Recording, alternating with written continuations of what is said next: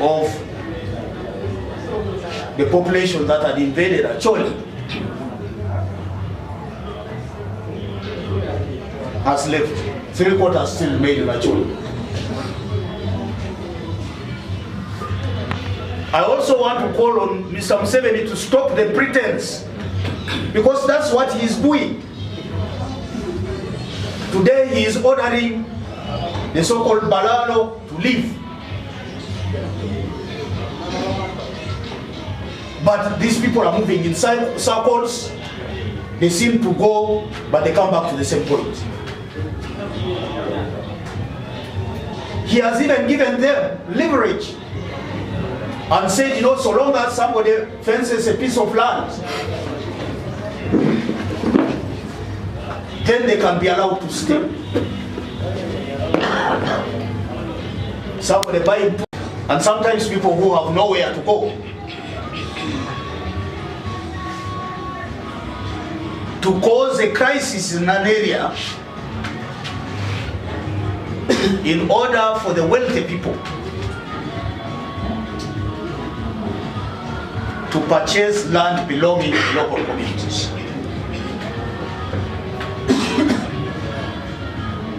Now, this is the 21st century.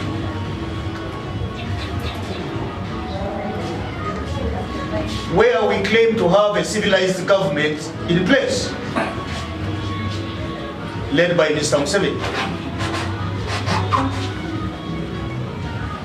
And yet, people are allowed to roam around.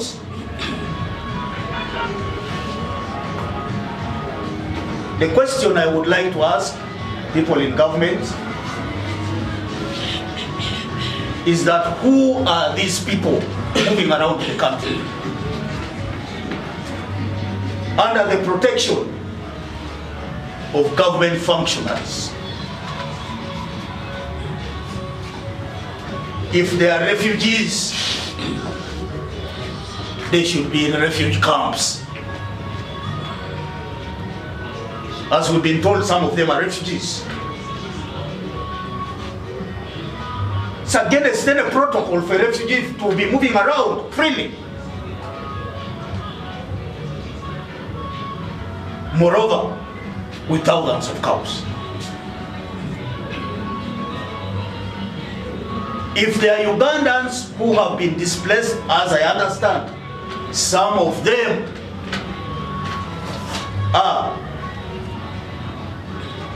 they need to be settled down. Some 70 prides of settling his people. In Yabushozi and Kirugura, people who used to lead nomadic lives, who today are settled in farms, modern farms. If he cares about the people of the North and the Mid-East,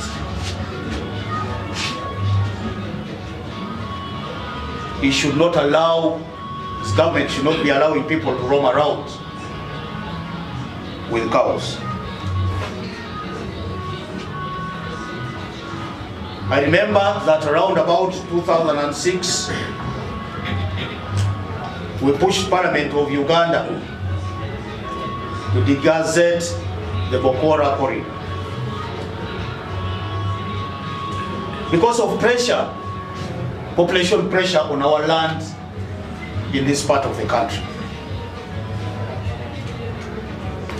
And that was meant to benefit the local communities, not any other community.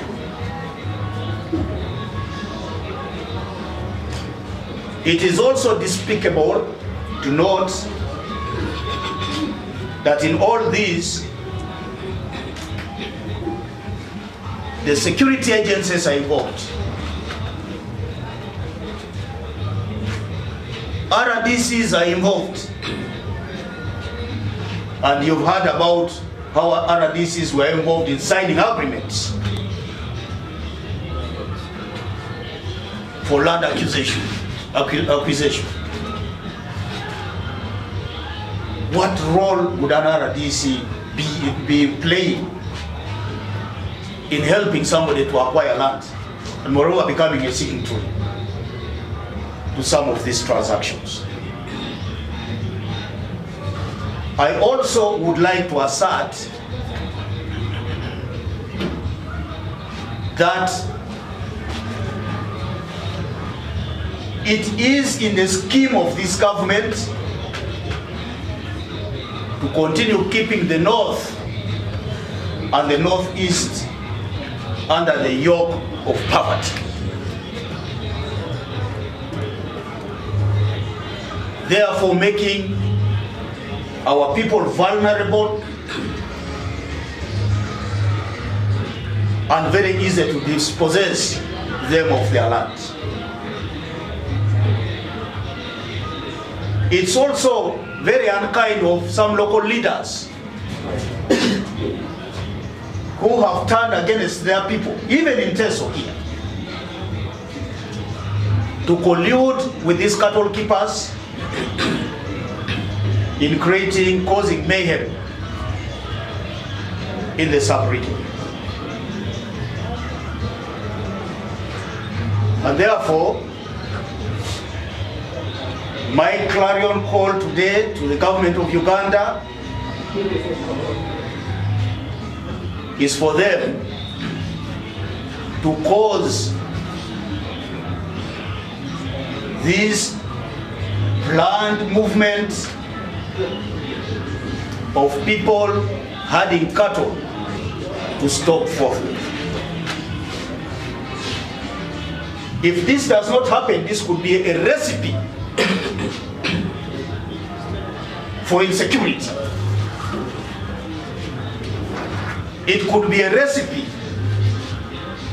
for an uprising in these regions. And it takes a small spark for this to happen. We are not talking about rocket science in this. We are talking about very, very basic things where we expect a standard in the western part of the country to apply to the east and to the north.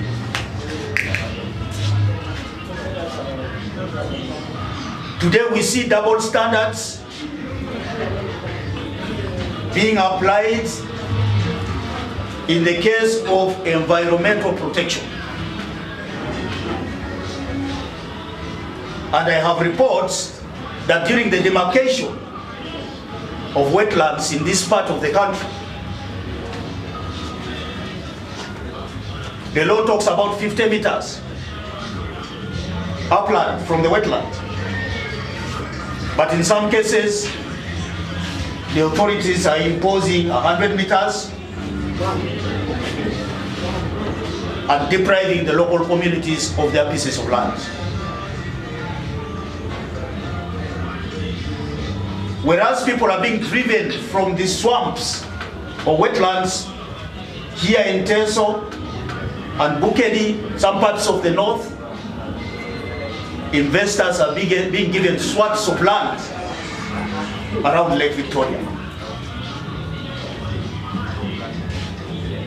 And an example is the wetland in Luera, where powerful people have given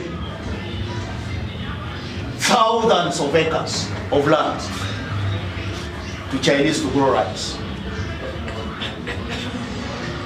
And yet our local population here are not allowed to grow rice in the wetlands. So long as these double standards continue to exist, we have got a right to tell our people to go back to the wetlands. We have. What is good for the goose is good for the gander.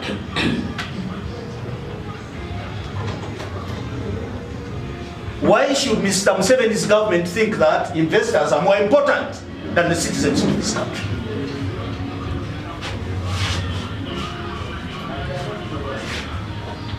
My call is also to the leaders of Iteso, entrusted with the responsibility of leading our people. I am happy that some districts have taken action to drive out these marauding people who have intruded this region. But you know, they are being chased from Agu and told you can go to Kumi and continue beyond that.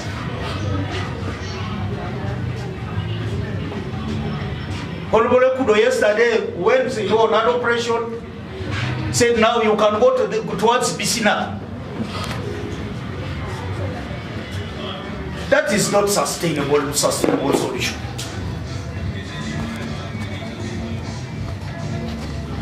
There is a need for the voices of our leaders coming from this region to be heard.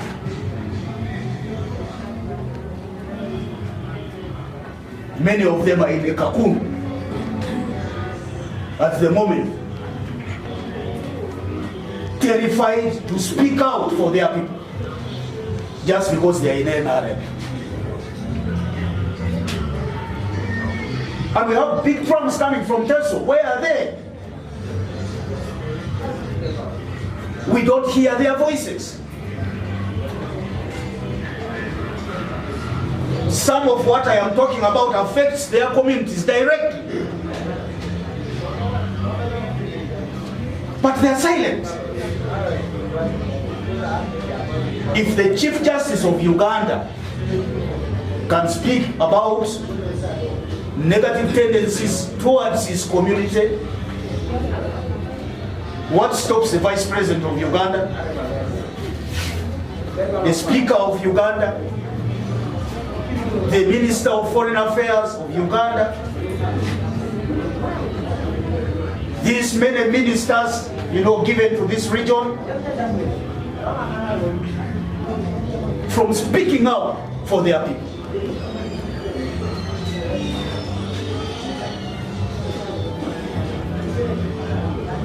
I remember in the election of 2021, there was a crusade across this region to color the whole region yellow. And indeed, at the level of member of parliament, there's a huge majority that belongs to NRM, who have now let down the people of Iteso. I am sure it's important for all communities affected by this to borrow a leaf from our friends in Acholi, who have nearly successfully spoken for their people. Although the reports that we receive is that only a quarter. I want to reiterate my welcome to you, members of the Fourth Estate, to this press conference. And straight away, thank my brother Geoffrey Ojole for being useful in mobilizing the press to come here today. This is quite unusual, given that most of the press conferences addressed by the President of the FDC happen at Najanampungi. I have chosen to address the media today in Soroti in view of a teething problem that threatens to engulf entire regions, beginning from the Midwestern, the West Nile region, Acholi sub-region, and now something that we in Iteso are affected by. And this is to do with mineral exploration with a focus on movement of people across this region who are herding cows. Many have described them as Balalo. Some have even described them as foreigners who have invaded our country. All I can say is that there are people who have come into Iteso a second time in nearly 20 years. It will be recalled that around about 2006, cattle keepers came to the wetlands of Iteso and they took over these wetlands, degraded the environment through overgrazing, and caused a big inconvenience to the farming community. They came with diseases that affected the stock of livestock in this region, and it took an effort of the leaders to drive them out of this place.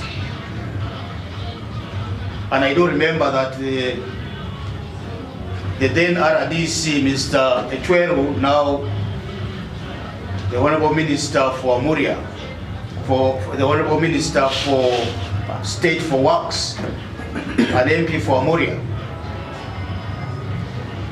took a key role in causing this to happen, together with the Iteso parliamentary group that I headed at the time. What then happened is that the marauding cattle keepers went to Bulisa, caused mayhem in Bulisa, huge inconvenience to the population, with a resultant displacement of the indigenous communities. This did not stop there. The same people, group of people in the same formation, proceeded to the West Nile region of this country, in the areas of Rhino Camp and Inobongi, in a fashionable manner along the Nile, where today we know there are huge reserves of oil. They then proceeded to the east of the Nile in the north, invading Acholi, where until recently thousands of cows resided in the areas of Acholi, particularly in Atiak and Lakang, in Amuru. Again, areas that are oil rich. It took the effort of leaders, including the Chief Justice, to sound an alarm over the schemes intended to deprive the people of Acholi of their land. Today, as we speak, in a similar fashion, I now know that cattle keepers who do not come from this part of the country have gone to Abu wetland area. They are in Kapujan, they are in Ongomoja. Just only yesterday, as I was driving through Mukura, there were hundreds of cows with long horns just outside the trading center in Mukola, the town council, within the town council area. And curiously, and I took pictures, recorded this, these cattle keepers are being guarded by the police force. I asked the policemen on site whether the cows they were guarding belong to government. And they said to me, these cows belong to individuals. And I asked them what their business was, protecting cows belonging to individuals.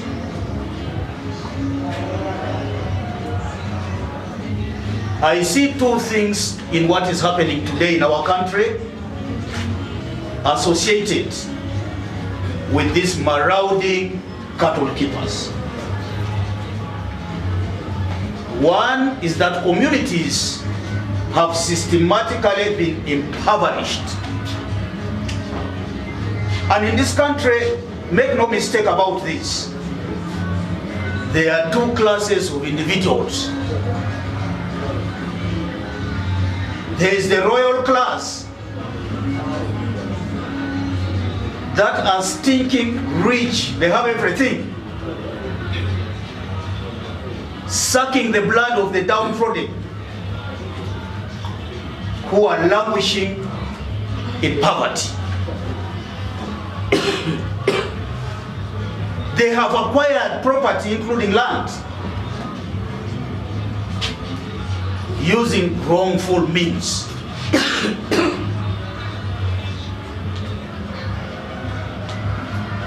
Causing massive displacement of communities who inevitably have got to find somewhere to go.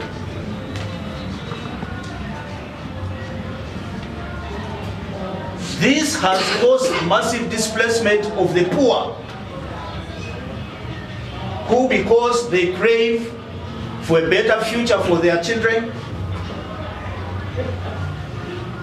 in terms of education, family upkeep, have had to do away with their treasured possession, and that is land.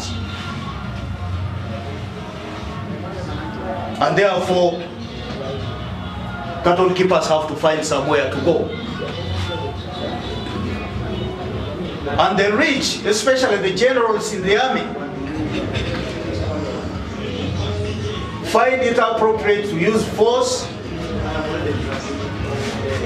and to get these people as far as possible from the land that they have acquired,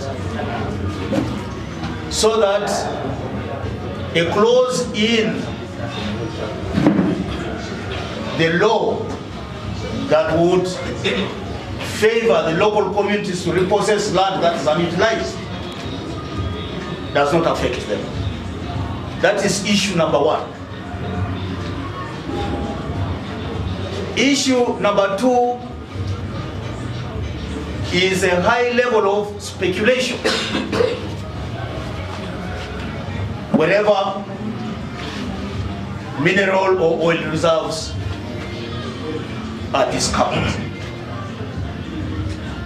And that is what is happening in West Nile, in Acholi, and now happening in Iteso. These communities, apart from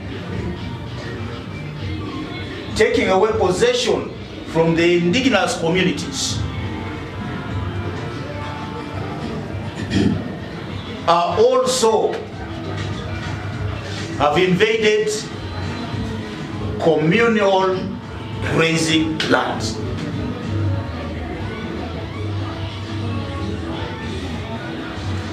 Land that is supposed to benefit the local community. They have also invaded government pieces of land, reserves, and caused overgrazing that has the effect of causing massive environmental degradation. And so it's not uncommon to see that the areas of Gweri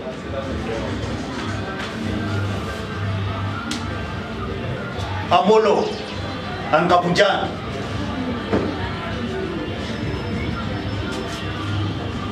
are rendered bare where grass is supposed to be growing today. These speculators use innocent herdsmen in this fight. I also want to caution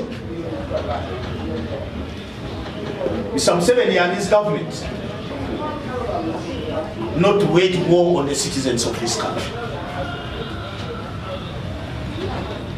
Because this is what they are doing in this scheme of depriving people of their asset, the most treasured asset to any community.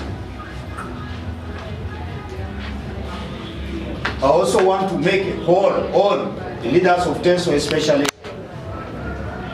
to speak out for their people. Because unless they do that, they are going to be judged harshly in the election of 2026. I thank you. Road and said no going to Gweri, no bringing more cows to Gweri, because that was the same area where we were grazing. So these people were chased, that is in 2006. If I may ask, which tribe has taken their cows to Western? Which tribe? To the Balalo there? Which tribe? Are Iteso gone there with their cows? No. Nothing. But why are they moving up and down? Is it to show that they are more richer than us? We must stop this as Iteso. For me, in Gweri, the community themselves started chasing them last week, and they have chased many of them. They came to me and said, our Honorable Member of Parliament, come and help us. I told them, just give me a minute. I am organizing myself with the other leaders. Then we come full swing. We chase them away. We are not saying we are chasing them to Bisina. They don't have land in Bisina. Let them get back to their places. What I can only attest is that it is only some few